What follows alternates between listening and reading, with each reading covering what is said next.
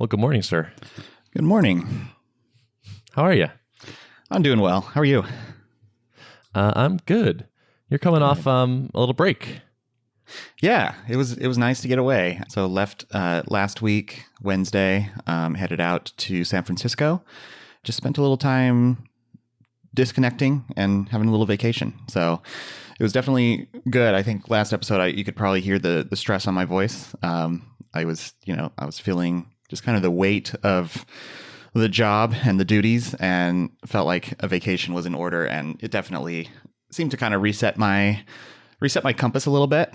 I realized that I hadn't actually taken a full vacation where I'm like truly disconnected, leave my computer, in the room and go out and explore the world for like, I don't know, 7 months or something. So I tend to do this like where I blend my vacations, where I take some time away, but I have my computer and I'm always like doing a little bit of remote work. And I don't know, I've discovered that really doesn't constitute, disconnecting for the purpose of recharging. Like when you keep your toe dipped in it a little bit, it just doesn't have quite the same effect. So explored around San Francisco, played tourist.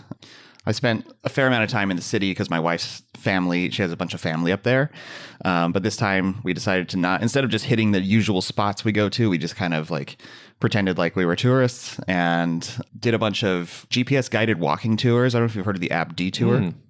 It's a company founded by the dude who founded Groupon, Andrew Mason. They started out in San Francisco, so there's a bunch of these in the city, and then they've expanded out to a bunch of other like large cities in the US and internationally. You can sync up with another person if you're with other people, and it tracks where you are, and so it knows to like stop when you haven't reached the place on the map that the next stop is. And they're really, really well produced. So recommend those. That sounds awesome. Yeah. I love doing walking tours of new cities. Yeah. That's like my favorite way to get to know a place. Yeah. Like we stayed in the Mission District, and I had not explored that area very much. I knew there was a lot of great restaurants there, coffee shops, and just it's kind of a hopping area these days. So we did one, and it kind of took us through a bunch of back alleys and areas where there's like, now here's like a whole entire 3 blocks worth of murals on the walls. And, here's how it kind of walks through the history of the district and some of the, places where like, the population that was there before was kind of fighting back against certain things, protesting, techies coming in and moving into the area. I don't know, just all kinds of rich history there that I wouldn't have known to explore those areas had I not been on this tour. So that was fun. Totally. And even if you had gone there by chance, you wouldn't know that there's this story behind it. Right. I would just be like, oh, wow, cool, a mural. Huh. Yeah. I did a walking tour in Berlin, and it blew my mind because the history there is incredible. We had a live guide, and he's like, and check out the pockmarks in these columns. Those are from shrapnel, from bombs that fell on the city. And it's like, you would never have ever picked up on that. Yeah, there were similar things like we were walking down this street. We did several of these. So one was like on North Beach side of the city, and they were like these odd random iron columns there at one intersection. It was like this was like a gate to one of the ports or something like that. And now like there was a bunch of infill past that. So it just looked like these random like metal gates in the middle of a city intersection. And it was like, yeah, this used to be where a port was. So that was just, crazy. Yeah. I love that stuff. That honestly is my favorite way to get to know a new place. Yeah, me too. Gives me so much more appreciation for it. So your mood is elevated? It is, yeah. I came back feeling refreshed. A noticeable thing, it's always a good test to go away for a while and come back and see what shape things are in. Like, is my inbox totally piled up and out of control? Is it going to take me a week to dig out of it? That certainly used to be the way things were when a lot of things were kind of on my plate and I didn't have a team to rely on. But coming back, it was noticeably like not that bad. It's always a little bit when you come back from vacation, but it was definitely not as bad as it used to be. And I feel like it only took me about a day to kind of get through the backlog. So that was encouraging. Yeah, obviously the app didn't burn down while I was gone. So and I knew it wouldn't, but so that was good. And we talked a bit about yoga before. It's like something that, I should be getting some activity and exercise, and I've already gone twice this week, and I think that's already helping. So, oh yeah, totally. Yeah. It's like the cheat code for happiness. Yep. I'm often shocked at how little it takes. Mm-hmm. Like just a couple bouts of exercise makes a huge difference for me. Yep, totally. So Nice, yeah, dude. I'm feeling better. I'm on the roller coaster. It's an up week. So Good. Yeah. That's awesome. I'm glad to hear it. What kind of yoga you doing?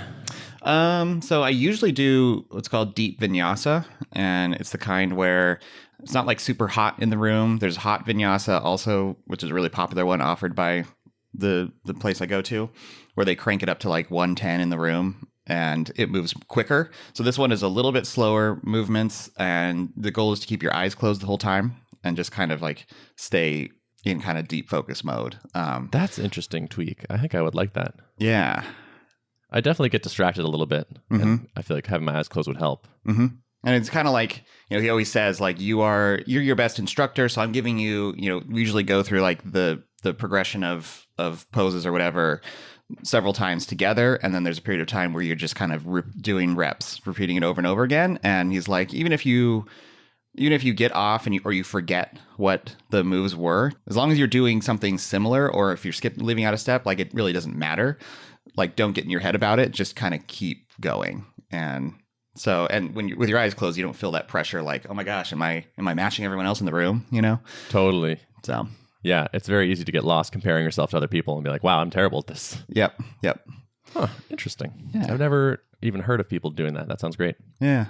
So it's good. And then we occasionally do yin yoga, which is just mostly stretching. Yep. And that's good to mix in from time to time. Yeah. A friend of mine described yin yoga as like napping in a classroom with people. Mm-hmm. Yeah. It's like structured napping. It's like, all right, now nap in this position. Now switch to this position. Right. And I definitely, when I look around in there are some people who are so flexible that they're like, put your legs out and fold over. And like, they're like basically flat like a pancake on the floor. And I'm like, yep, that person could fall asleep. Me, on the other hand, it's like actually somewhat of a painful experience.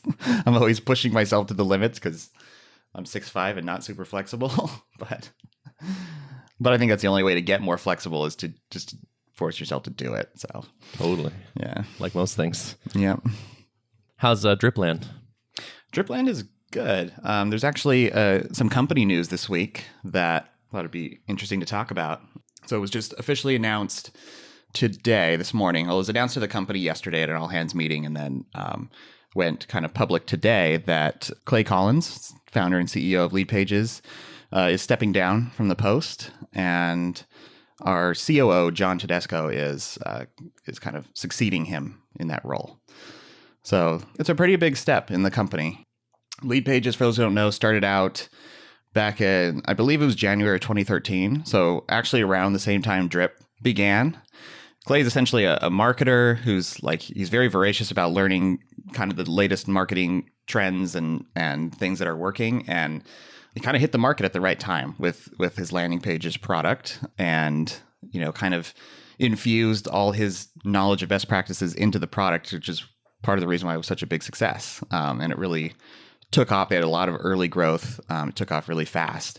But it was essentially Clay's first software company. And so it was interesting to hear. I think he did a really great job kind of with self-analysis when he was giving the announcement, where he basically was like, here's a list of all my firsts that I've experienced. This is my first software company. I had not really hired a team before this. I had not raised funding. I had not, da-da-da-da-da.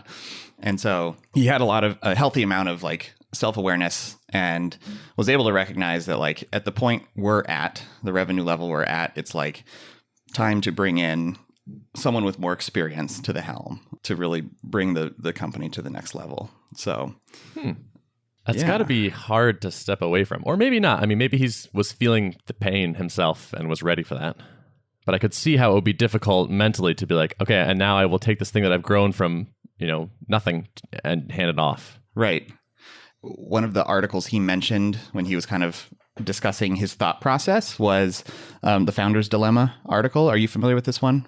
Published in the Harvard Business Review back in 2008. It's a pretty popular piece by Noam Wasserman, and I think that's where the rich versus king dilemma was kind of proposed first. And others have talked about it. Jason Cohen from WP Engine talked about it when he discussed why he sold his company. And like the premise behind that is like, based on studying a large sample size of American startups, your likelihood of optimizing your equity value is to actually step aside as the founder and let more experienced management take the helm earlier. It is possible to both have a valuable company and to be the one at the helm, but that is a rare exception. So usually you have to choose which one you're optimizing for. You're either optimizing for control and sacrificing some potential growth or equity value, or you're optimizing for wealth and sacrificing control. I think it's an interesting mindset thing to be like, to be self-aware and know what your goal is. Like, is your goal to be the captain of your own company and retain full control, knowing that odds are you're going to be leaving some value on the table? Or is your goal to like see this enterprise grow beyond your capabilities? And I think that certainly factored into his thought process, and it got me thinking. I'm curious if you have thoughts about what you in your entrepreneurial endeavors want to be optimizing for. You know? Yeah, no, that's a good question. It's not really wealth, honestly. That's never gotten me super excited. At the same time, like I've read that Jason Cohen article, and he's having burritos with someone. And like, what do you do when you're eating a burrito and the person across from you offers you so much money you never have to work again? So I haven't been in the situation where I've had to like make that choice. But just from my own self-awareness, from what has interested me so far, the wealth part is not that interesting. I'm fairly frugal naturally, and so I've generally had more money than I needed. Wanted is a different question, but like I'm certainly fine. I do very, very much value time, though, and freedom. And this is actually funny. This dovetails interestingly into an article I read yesterday. So this came across my Twitter feed yesterday by Jeff Goins, and the title is "Don't Build a Business Because You Want Freedom." Yeah, and I was like, "That's interesting." Do tell. Yeah. So I clicked into it, and this guy was building a consultancy, and they're hitting at about $1 million a year, and he's starting to feel more and more stressed. And he reaches out to Seth Godin, who was apparently someone he admired. Well, first of all, this is a beautiful illustration of how awesome Seth is as a person, which is he sends Seth an email. They've never talked before. He's like, "Here's my situation. I'm totally stressed. What would you do?" And Seth's response is, "Call me," and his phone number. I just love that. He's just so generous in that way. And like, what a person to just respond to a stranger that way. He included a couple quotes from his conversation with Seth. And one of them was, "Don't build a business because you want freedom. Build a business because you want to run a business." And that really struck home for me, where I was like, yeah, that's a great way to think about this. There's an extent to which I think I value freedom more than running a business. And I had been thinking of like the business is the ultimate freedom. And I think that's a very common thought. Like when I tell people, "Oh yeah, and I left my job 2 months ago," they're always like, "Oh, congrats. That's amazing. You have the best job in the world now." And I'm like, well, sort of. So this article sort of caught me at a perfect time, where it's like, yeah, I'm realizing and internalizing the fact that in a way you are giving up freedom to run the business. Like the truth behind why we start businesses is that I think the source of freedom is wealth, right? Like having, like Jason talks about this, and I like Jason's perspective because I know he's not speaking as someone from a perspective of greed. But he's like, let's be real, there's a freedom line here where beyond a certain point, I don't have to work another day in my life. Therefore, I can allocate my resources the way I want. I can allocate my time the way I want. I mean, to me, that's the actualization of gaining freedom by means of a startup, is by, obtaining a sufficient level of wealth where your time definitely doesn't correlate to dollars anymore, and you're free to do what you please. Do you feel free right now? I'm not entirely financially free. Like I haven't crossed the freedom line, I'll say, that Jason talks about. Interestingly, I do feel still ambitious to get there. Like I don't feel like the time has come for me to coast in my career. Yeah, I still have a fair amount of ambition. I have it in me to go out and tackle that and see how far I can get on that trajectory. Yeah, see, and that difference, that distinction, I think is important, because I don't think the ultimate freedom is a lack of ambition, or I don't think that ambition will go away. I can't picture being like, oh, now I have X dollars, now it's time to just sit on a beach eternally.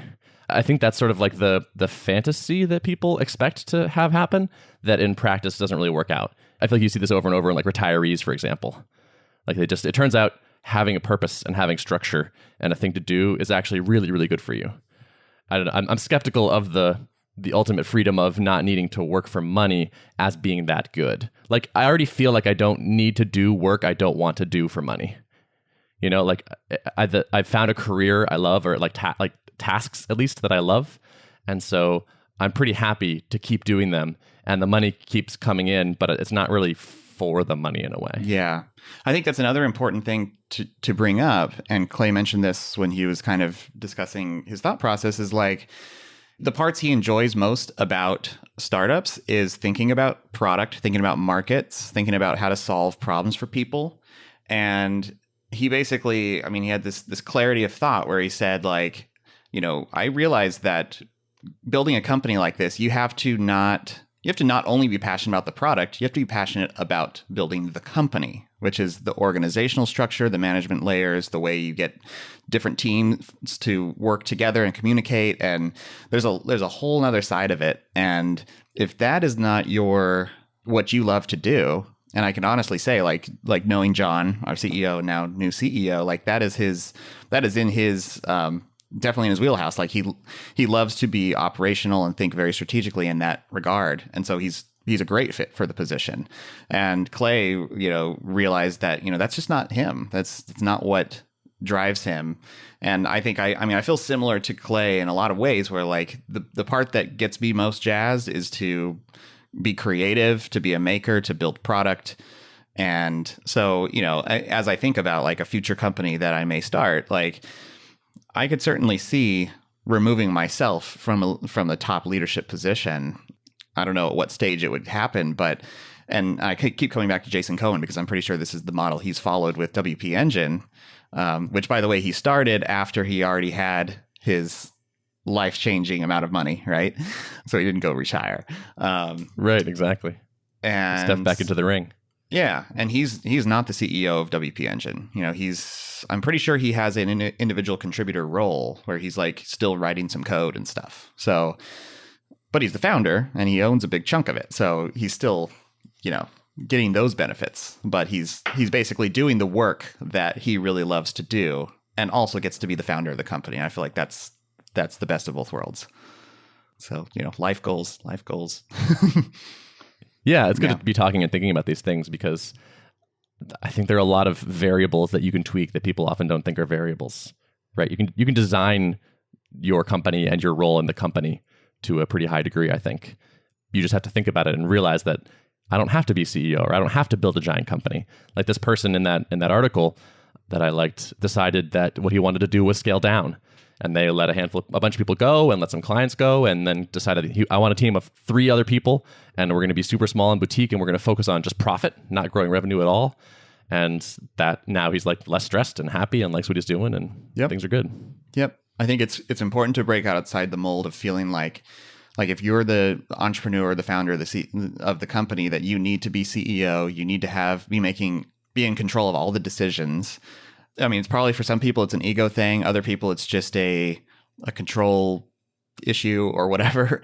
But like, I think it's an important realization for founders. Like they talk about this in the Founder's Dilemma article, where like a lot of them are just adamant that they must be, because they're the ones that envisioned the V1 of the product, they must be the one to run the company that sells that product. And it's like, it's important for founders everywhere to get outside of that mindset and feel like you're not sacrificing prestige or any of these other things by demoting yourself or replacing yourself with someone else. Often that's the best thing for the company, and it's the best thing for your maximizing your own wealth. So yeah, you might be though. I mean, to the layperson, like when you say I'm CEO, everyone goes, "Ooh, wow, that's fancy." But I think that's one of the things you have to sort of ignore. I think another aspect of that is, this is another manifestation of that hedonic treadmill, where like your business makes $200K a year. Like now I want it to make 4, and now I want it to make 8. And you just, every level that you reach feels like, you know, normal. And then you just want the next one. And it's so easy to just get stuck on this idea that more growth equals better, more people, more money, all that. That's like a never ending, like that there's always going to be a bigger number. So if that's what you're always looking to as your goal, then you're on a path to burnout, Good philosophical discussion. Yeah. I didn't realize how much this would get my wheels turning, but as soon as, kind of Clay gave his talk and then I've just been thinking through this Founder's Dilemma article. It's like, it's really good food for thought, I think. I mean, it's what it feels kind of lofty to be thinking about. Like, if you're one person starting a company, do you really need to be thinking about like your goals for when your company is really large? But I do think it's important. It's an important mindset thing to get set early on. It's like, what are you optimizing for? And that can be kind of your guiding, your set of guiding principles as you make decisions. Yeah, totally. I love that. I think thinking a couple of years down the road and saying like, do we want to be 20 people or do we want to be 3 people or do we want to what numbers do we care about maximizing and what kind of personality do we want to have? Yep. I like that a lot. Mm-hmm. Do you have more stuff or you want me to take it over? I think I'm ready to hand it over. What's going on all right. the course? Well, first, a couple other little like admin things. One is that you and I were on Startups with the Rest of Us this week, or at least we recorded it. That was pretty fun. Been listening to that podcast for a while, so being on as a guest was awesome. So I think that won't come out for a handful more weeks, but we'll drop a mention when it does. I love, you got to say, being a guest on a podcast, it's just the nicest, easiest thing. It's like so little, like I did basically no prep. It's just like you just show up and expect someone to ask you questions that make you sound interesting. Yep. Yeah, Rob awesome. is a good interviewer, host to be with. I always feel comfortable. Yeah, he did a nice job hosting. And speaking of that, by the way, if you want me on your podcast, just let me know. Yeah. I'm down. There you go. So that was fun. And then I finally got my health insurance situation squared away. Nice. A classic to-do item where it had been hanging over me, and I was expecting this horrible process, and it turned out it was like actually totally fine. Okay. What did you end up doing? I cheated a little bit, I'll admit. So I had my assistant start the process for me, which is like, research some things and like help me pick one and then get the application started. But that wasn't apparently that much work. So honestly, like the part I did was I went to the website. She's like, here you go, like go here. And I filled out a form with not that much detail. And they're like, okay, you're approved. Your insurance starts on this date. Nice. Cool. Yeah. So done. You mentioned this assistant. Is this a VA or where did you find this assistant? No, she lives in Boston. I posted on Craigslist. I've had very good Craigslist luck in general. I wanted someone that was local and in person so that she can do like in-person type tasks. Because I find that really valuable. Like I really dislike R&D type things. Like go to City Hall and get the permit for the whatever. It's like, oh my God. So I wanted someone that could do that for me. I pay her $25 an hour, but I don't use that much of her time. So it's like not really a big deal. So are you locked into a specific amount of time every week or is it just basically flexible? Nope, totally on the fly. So she has a day job. So she fits me in. I think she has one other person she does this for, just sort of around the edges, but that's fine. I don't generally need stuff during the day. Like evenings and weekends are fine.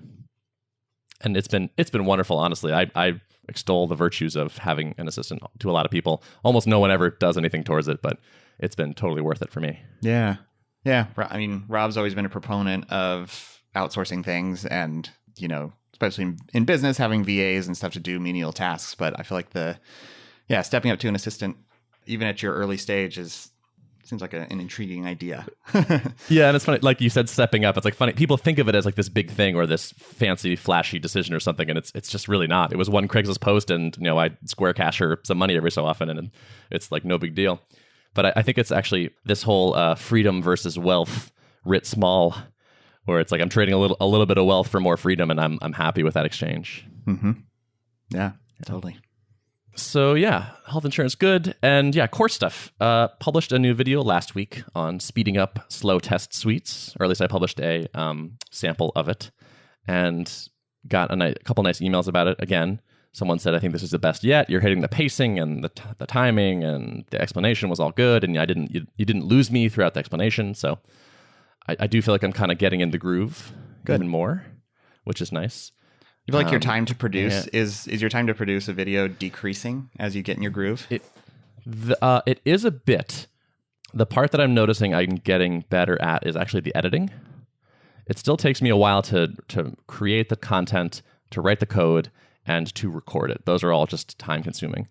But I am getting better at recording in a way that I can edit quickly.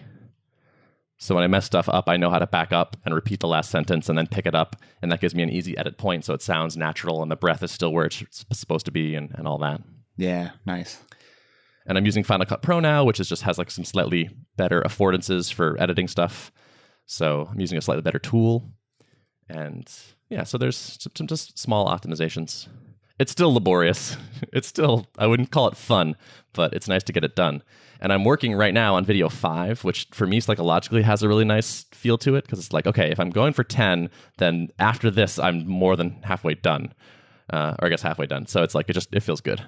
Something about 5 feels a lot better than 4, so I can't wait to ship this one.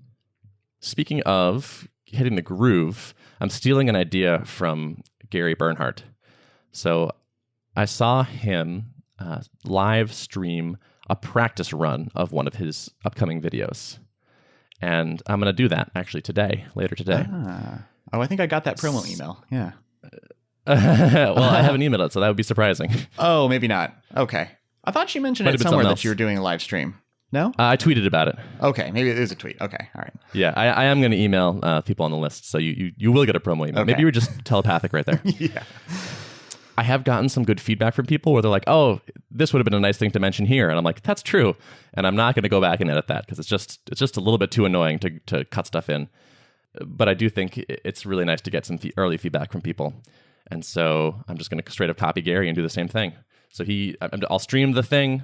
Hopefully, even if there's just a handful of people there, get some feedback on what parts worked, what parts were confusing, and then roll that feedback into the video. And then probably take that video down after not very long, because it'll cannibalize some of the core stuff, maybe, or maybe not. I don't know. We'll see. But I think that'll be a sort of a nice middle ground of getting feedback in a lightweight way. Mm-hmm. Mm-hmm. We almost mention Adam every episode now, but Adam Wathan does his live coding sessions with his new app Kitetail, and I've dipped into those a few times, and I'm like, this is really cool. You know, I feel like anyone who's like wanting to see the sausage made can check in and see an experienced app developer going through their thought process, and you know, it's just totally, it's a cool thing. It's a great sell your byproducts, or not quite sell it, but get good use out of the things you're doing anyway. Right. Technique. Right. It's your sawdust. So, yeah, I love it. Yeah, exactly. I've been thinking basically about there's like 2 numbers that I care about right now, I think. One is like videos produced per week, and the other is new subscribers to the list per week. And I'm hoping this live stream thing will help the second number without impacting the first number. Yeah. I like that. So yeah, get a little metrics behind it. Yeah. So yeah, I will naturally like mention, hey, by the way, if this looks cool, mailing list, I will know next week if I saw any bump in new subscribes and things like that. So I'll mention that next time. And then the last thing I have is a marketing idea. I talked about this on Startup to the Rest of Us, but we're getting the early scoop because AOP will come out first, which is I realized that I think a really effective way of marketing this course is to go and do basically a Ruby meetup tour. Yeah. So there are all these regional Ruby meetups, and in my experience, they're almost always looking for speakers because it's a pain to find a speaker every month. And so I think I'm going to basically rent a car or fly or something, but try to just line up, I don't know, a whole bunch of these over the course of a month once the course is launched, and just have a talk that is on the same topic, roughly. Not the same, you know, it won't be the course just in a talk form, but it'll be, you know, a similar idea. And use that as basically lead gen. And now you can say, like, I've done my nationwide tour, right? You could be like, I'm on tour right now. I'm on tour. Yeah, exactly. And I think it'll be fun. I'll get to do some travel, and it'll probably be net profitable travel, I think. Because I imagine I'll get some immediate sales, but also most meetups that are of larger size will record and put a video up on their website. And so it's just like, it does a lot of nice things. And also I haven't been as active or almost active at all in the Ruby speaking scene in a while. So it'll just help get me in people's minds again. Yeah. Well, you should definitely come out to Minneapolis. We don't have the biggest, I would say probably not the biggest Ruby meetup. I don't know if we post videos online, but it's usually somewhere between 20 and 40 people who show up to our meetup. So, you know, a fair amount. And I know they're always soliciting people to give talks and stuff. So Sure. Yeah, no, I would love to come out. Yeah, that'd be awesome. I've never driven around the country very much. I think that could be kind of cool. So there's something romantic to me about driving around. We'll see. Yeah, I drove from California out to Minnesota when we moved and hit a bunch of states I'd never been in and saw stuff, and it was cool. Like, there's a lot of the country that's, admittedly, like, lots of cornfields, flat lands with corn, but it's still cool to hit different spots. When my dad was younger, he drove his motorcycle across the country with a friend of his. Nice. And he said, if you're going to drive across the country from the East Coast, fly to Colorado and then drive the rest of the way. That's basically what we said. The flyover. It's like, once you leave the East Coast, the middle's it's a little so-so. Yeah. Yeah. It may be that it makes more sense to just fly to individual places. But yeah, we'll see. To run the numbers and all that. But I'm excited about that idea. I like it. It's like it's social and fun, and I think it'll work. And it just has all the hallmarks to me of something that I want to do. Yeah, I think it'll one, promote your course. Two, it will get your name out there to even more Rubyists, and just overall, like, build up your personal brand a bit. And you're obviously good on the mic, good on the stage, and so I think it's people are going to be impressed with what they hear, and I think you'll make a bunch of new connections. So I think it'll have, even if it doesn't like lead to a ton of direct sales or something, I think it's going to have a lot of other, like, less tangible benefits. So yeah, I'm trying to decide what if it makes more sense to give this talk and then be like, by the way, I have this course. Like, if the next step it makes sense to use is like, here's the mailing list with some free samples if you want to do this, or like, by the way, you can go here and buy it. Here's a discount code or something. I'm not sure what makes sense, but I guess I'll probably just test both as I'm doing it. Yeah, seems like a pretty good, like, split testable thing to do.